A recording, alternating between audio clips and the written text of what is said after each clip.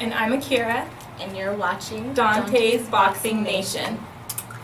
That was good.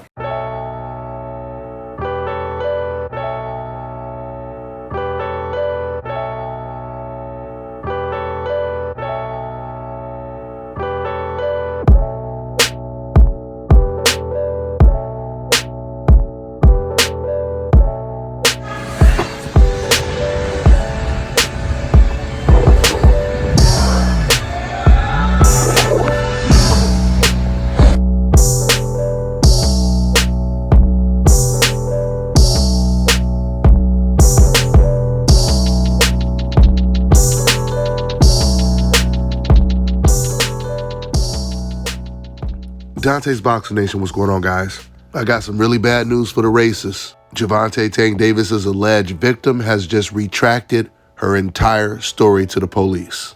That, my friends, is what you call an open and shut case. This is my first time actually seeing her. I didn't even know her name, but I know it now. Vanessa Posso is the one that called the police on Gervonta Tank Davis and basically put him in jail. She alleged that Davis hit her. Well, about 3 days later, she's now admitting that it was all a lie.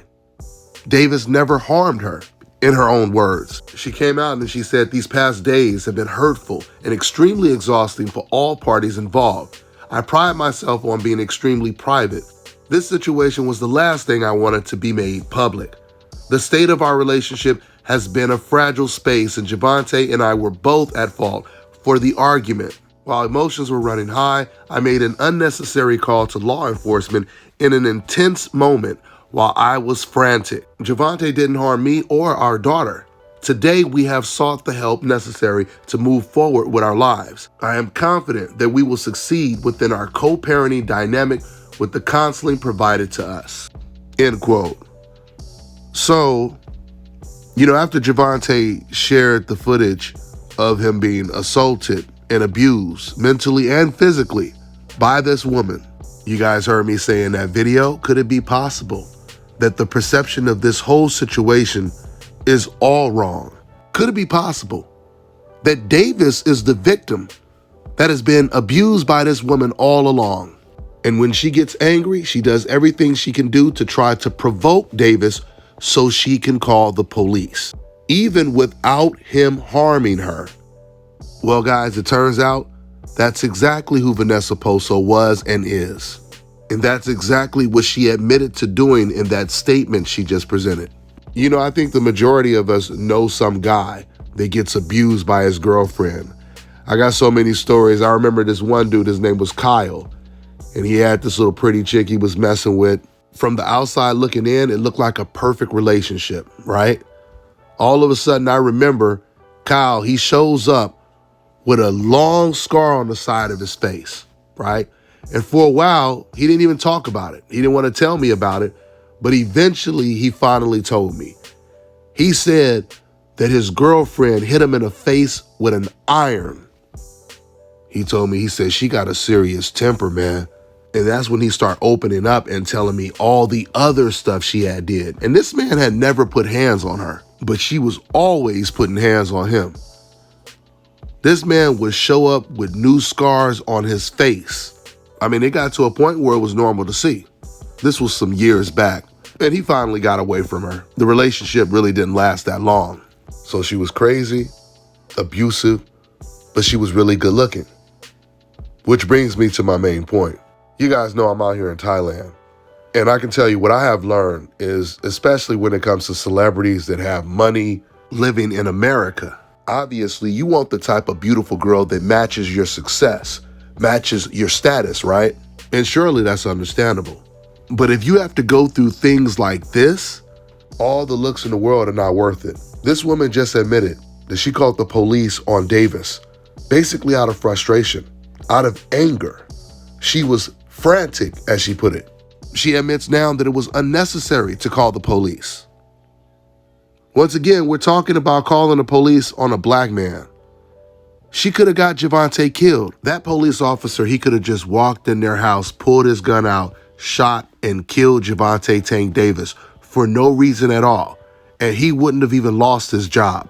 Hell, somebody might even open him a GoFundMe account where he raises $1 million, like other racist killers did. The point is, they could have easily killed Davis just for being black in his own house. It happens all the time in America. Any woman that summons the police out of anger when you already know what's going on in America today is extremely dangerous and detrimental to your health. Now, I want to talk about what some people were saying in my comment section. I seen some comments where people were saying, I don't feel sorry for Davis at all. That's his fault for picking her, etc., etc., etc. Now, keep in mind, these fans were saying this, or the few fans that said it, they were responding to the news of this female assaulting Gervonta Tank Davis, right? So my question to you guys is, if you felt that way, it works both ways. How come you guys didn't say this when you were under the impression that it was Gervonta that was just beating up on this girl? How come you guys never posted any comments saying, well, it's the girl's fault for choosing Davis? All you guys are doing is encouraging more women like this one right here to call the police on men when it is, in the words of Gervonta Tank Davis's girl, unnecessary. Because you're telling them there is a double standard that exists that actually benefits and favors them. Something else I wanted to mention, of course, old media, they jumped on this. Chris Mannix, who is like the grand wizard of the decafs, he came out with an article saying that boxing needs to take a stand. And Lou DiBella, he shared it, which surprised me. It surprises me for Lou DiBella to co-sign anything a racist like Chris Mannix does, because Lou DiBella is nowhere near as racist as a Chris Mannix. I would expect that from Chris Mannix. I wouldn't expect it from Lou DiBella.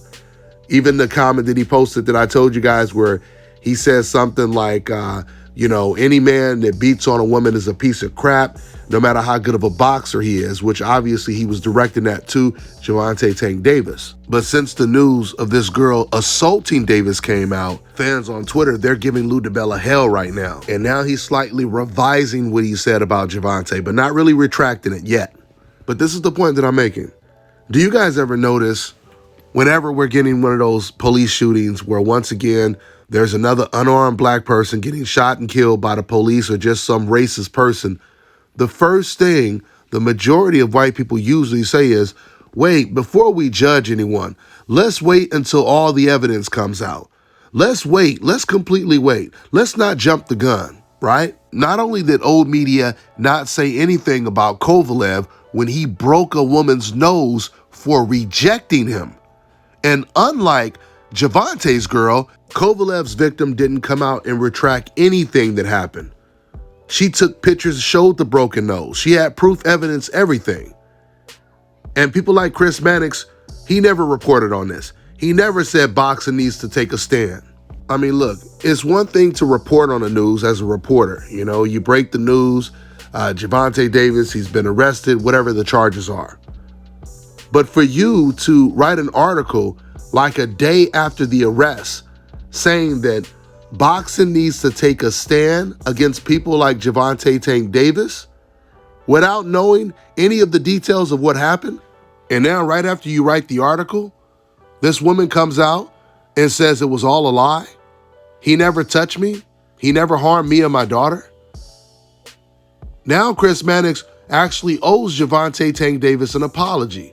But we know we're not going to see that because racists don't apologize. That's all I got for now, guys. I'm on to the next one.